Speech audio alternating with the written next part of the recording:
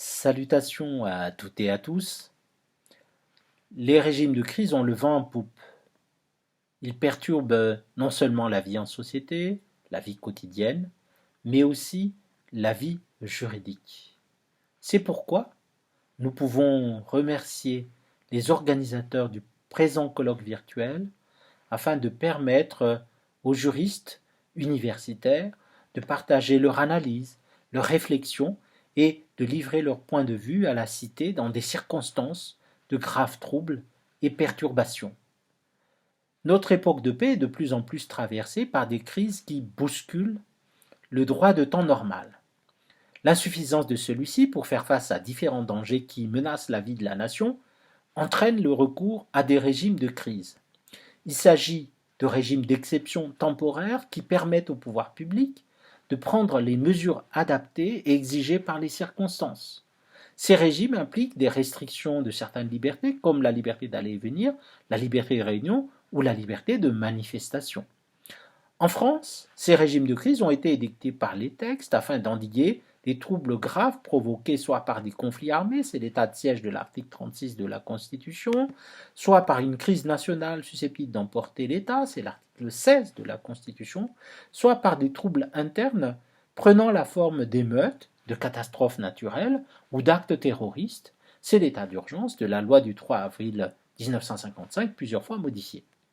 Le Conseil d'État a aussi joué un rôle considérable en créant un régime de crise par voie jurisprudentielle afin de justifier, a posteriori, les mesures prises par le pouvoir exécutif pour assurer le bon fonctionnement des services publics en temps de crise et justifier la dilatation du pouvoir de police administrative pour sauvegarder l'ordre et la sécurité publique. Ce sont les fameux arrêts RIS du 28 juin 1918 et Dame-Dole et Laurent du 28 février 1919. L'épidémie de Covid-19 a mis à l'épreuve ces régimes de crise. Elle se manifeste par une propagation rapide et inexorable d'un virus qui touche tous les pans et tous les milieux de la société. Comment y mettre fin tout en tenant compte de l'importance d'assurer le fonctionnement de la vie démocratique, économique, politique et sociale de la nation?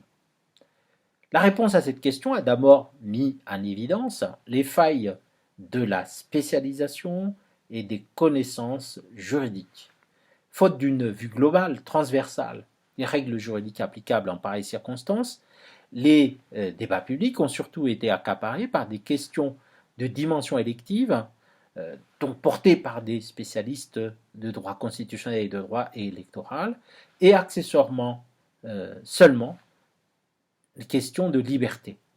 Ces débats n'ont pas abordé les mesures d'urgence prévues par l'article L3131-1 du Code de la santé publique, qui existe pourtant depuis la loi du 5 mars 2007 pour faire face justement à une épidémie. Cette loi donne un pouvoir de police spécial au ministre de la Santé pour faire face aux urgences sanitaires. Les débats ont porté sur l'opportunité de déclencher ou bien l'article 16 de la Constitution, ou bien l'état d'urgence de la loi du 3 avril 1955. Dans la mesure où le fonctionnement régulier des pouvoirs publics constitutionnels n'était pas interrompu, le déclenchement de l'article 16 de la Constitution ne s'imposait pas avec la force de l'évidence. Le non-recours à l'état d'urgence par les pouvoirs publics est un fait. Probablement, en raison de polémiques et d'oppositions dont ce régime a fait l'objet pendant son utilisation entre 2015 et 2017. Il a permis une augmentation considérable du pouvoir de l'administration. Et aux yeux d'une partie de la doctrine et de l'opinion publique, voire de certaines autorités de la République comme le défenseur des droits, cette extension du pouvoir de restriction des libertés accordées à l'administration ne s'est pas accompagnée d'une extension suffisante des contrôles politiques et juridictionnels. Beaucoup pensent même que l'insertion dans la loi du 30 octobre 2017 renforçant la sécurité intérieure et la lutte contre le terrorisme de certaines mesures restrictives des libertés constitue une introduction dans le droit commun de l'état d'urgence. Cette ce point de vue est certainement ou sans doute excessif, mais le débat montre la tension permanente entre la nécessité d'adopter des mesures restrictives des libertés susceptibles d'endiguer la crise sanitaire et la non moins indispensable nécessité d'éviter les abus dans l'usage d'un régime de crise.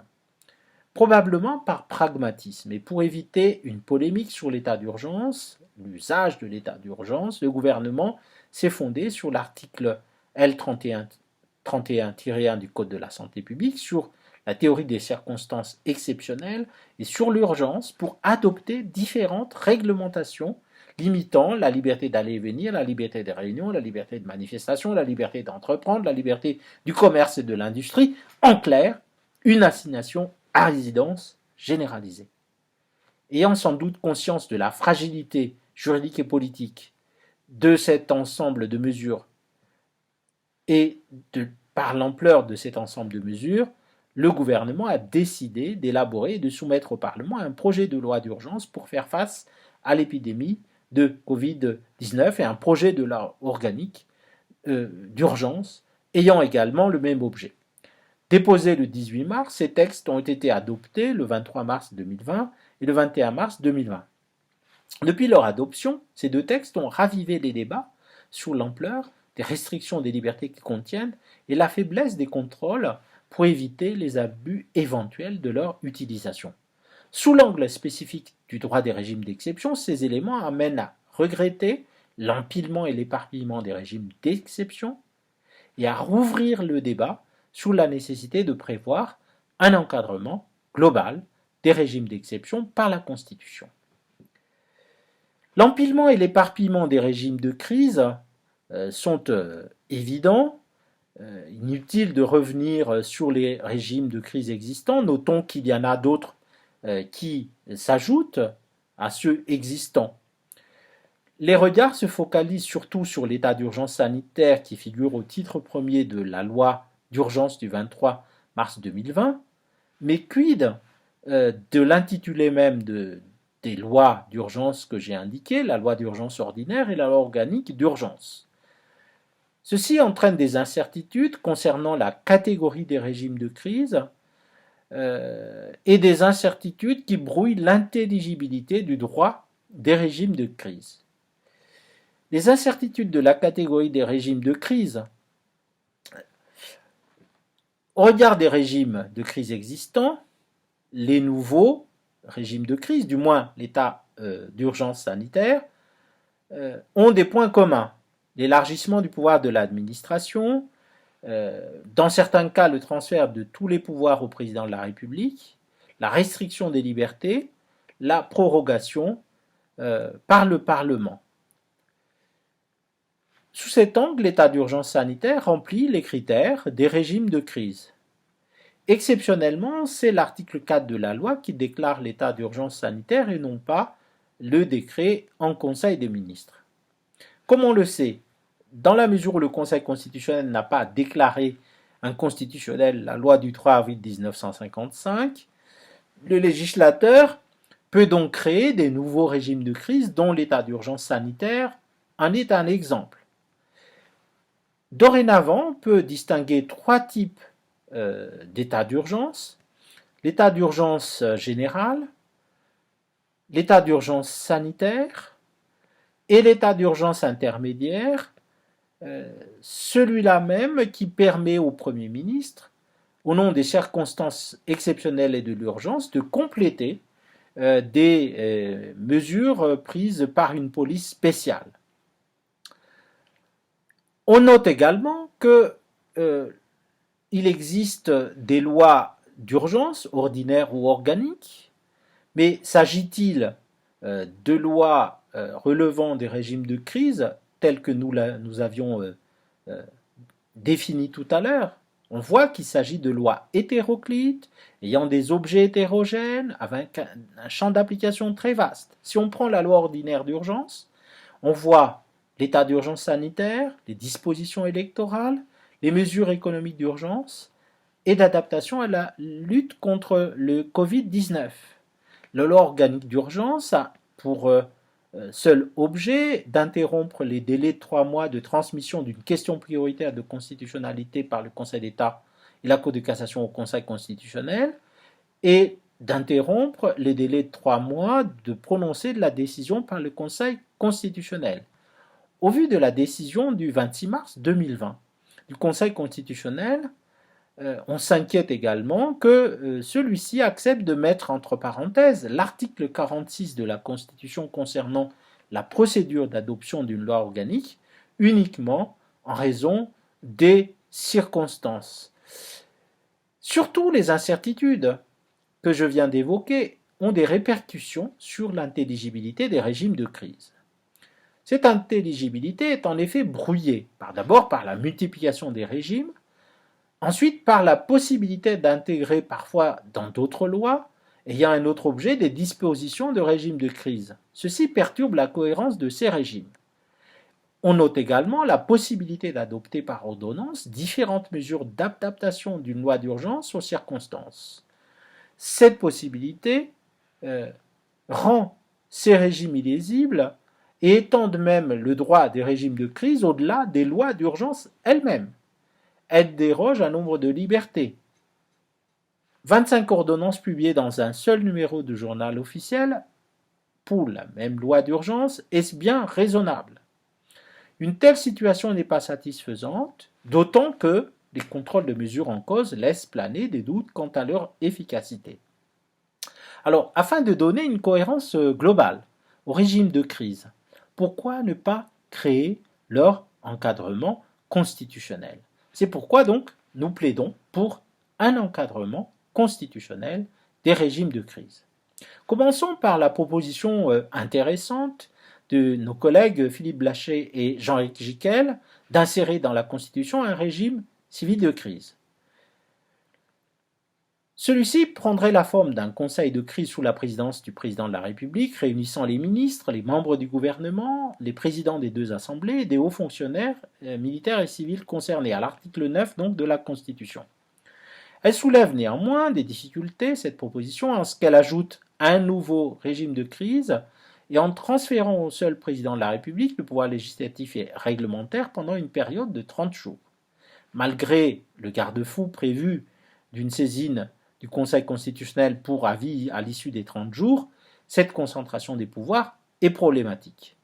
C'est pourquoi nous pensons qu'il vaut mieux refondre les régimes de crise et les regrouper dans la Constitution. Cela leur donnerait à la fois une meilleure légitimité, lisibilité, une plus grande efficacité et des contrôles beaucoup plus clairs. Pour ce faire, deux propositions cumulatives sont faites. Une première proposition est d'insérer dans le préambule de la Constitution ou alors à l'article 1er de celle-ci l'alinéa suivant. Certains droits et libertés que la Constitution garantit peuvent être suspendus quand on a déclaré un des régimes de crise figurant à l'article 16, à l'article 36 et à l'article 36-1 de la Constitution. Une loi organique détermine le cadre, le contrôle parlementaire, les contrôles juridictionnels des mesures prises et l'engagement de la responsabilité pénale en cas d'utilisation abusive ou injustifiée de ces régimes et qui emporte une violation des droits et libertés que la Constitution garantit. Une seconde proposition est d'insérer l'état d'urgence à l'article 36-1 de la Constitution. Cet article pourrait être rédigé de la manière suivante. L'état d'urgence est déclaré en Conseil des ministres sur tout ou partie du territoire de la République, soit en cas de péril imminent résultant d'atteintes graves à l'ordre public, soit en cas d'événements présentant par leur nature et leur gravité le caractère de calamité publique, soit en cas de menaces sanitaires graves appelant des mesures d'urgence, notamment en cas de menace d'épidémie. La loi fixe les mesures de police administrative que les autorités civiles peuvent prendre pour prévenir ce péril ou faire face à ces événements. La prorogation de l'état d'urgence au-delà de 12 jours ne peut être autorisée que par la loi. Celle-ci en fixe la durée. On connaît les réticences, les oppositions à l'insertion de l'état d'urgence dans la Constitution, mais au regard du droit comparé, ces arguments invoqués n'emportent pas la conviction. Et laisser un régime de crise en dehors de la Constitution, on le voit, favorise le risque d'émiettement, de tâtonnement concernant les autorités compétentes, les fondements des mesures commandées par les circonstances. beaucoup de constitutions démocratiques et même voire des textes internationaux comportent des dispositions relatives à l'état d'urgence.